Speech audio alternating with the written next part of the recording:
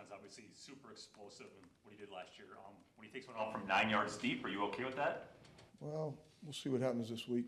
He took him out when we wanted to take him out last week, and we're working on not jumping, see if we can get our hands on the ball without jumping on the back end. But we'll see what this week brings.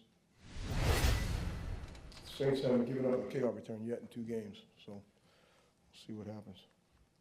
Rich, you obviously spent a lot of time around Derek. What do the Saints have in him as a player? Yeah, they got a tremendous leader, a guy that can make all the throws, and he's always available. He's always available to play. So I'm expecting him to play his best ball. I didn't get a chance to watch that side of the ball yet this week from the Carolina game, but he's obviously got them playing well. So it'll be good to see him. Hey, Rich, on the delay penalty, is there any kind of procedure where someone needs to notify Matt that the clock is running down, or is there a player on the field that you want to call timeout there? Yeah, there's not a player on the field. We should have called the timeout at that particular time. But to be real honest with you, I just thought he was going to go and kick it. I was standing right next to the official. So it became an issue, obviously. We were out there in plenty of time.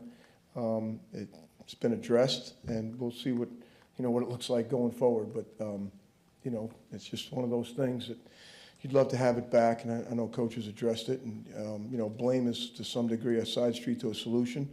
And so you can look right here. It's my fault operationally, and hopefully we've gotten it fixed, and we'll see what it looks like going forward. Good.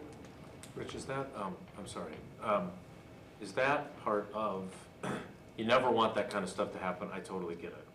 But do veteran players have that kind of stuff happen too, or is that just it's happened before. We want to make sure you got 11 in the huddle. You want to make sure you got enough time on the clock to bounce out of the huddle or get on the ball or all those things. So again, if we want to blame it on a rookie punter and a rookie holder, and that's great. Want to blame it on a 40-year coach? That's great. You just pick out who you want to blame it on and blame it on that person or that group, and then we can all move forward. I know the head coach has addressed it. I believe it's a side street to a solution. We feel like we've done a good job this week in the process of all that, and we're ready to play the next game. My point is not to assign blame. My point is that when there are young players throughout this entire team, not just those 2 guys, right? And so the challenges of youth, sometimes guys just, when they haven't been in situations, and I understand that's a typical situation, I'm just wondering when you're coaching a bunch of young guys, is it baked into the cake that sometimes stuff's going to happen that you're not anticipating? Yeah, what's the bumper sticker say? Happens, right? Youth is wasted on the young. I got 4 young kids and 5 young grandkids, and then we got a bunch of players. So I think it was something that should not have happened. That was to some degree, maybe the major degree, my era. So that's kind of how I look at it. I said before, when someone's talking, I feel like they're talking to me. But when a play happens out there, it's got to start with us. It starts with me. And we were in position to call the timeout. I didn't. So hopefully we'll get the process corrected and move forward. How does the radar go up, Rich, when you see New Orleans block a punt first week and how they attack that?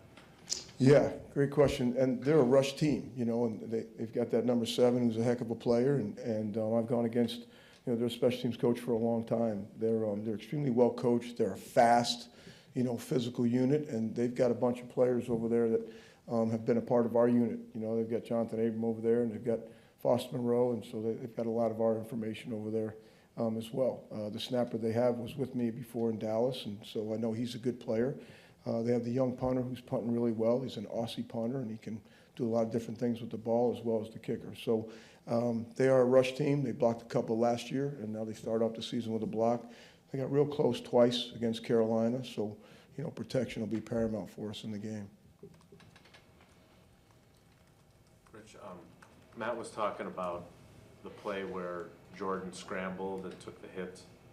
And he was saying how he came to the sideline and he told Jordan, we'd like you to slide. And he said, well, I thought we needed some juice. Having been a head coach before, when you have quarterbacks that do that kind of stuff and have a feeling for the pulse of your team. How valuable is that, and what does that kind of an action do, despite the risk, for the guys that have to play and put their bodies on line every single play that aren't quarterbacks?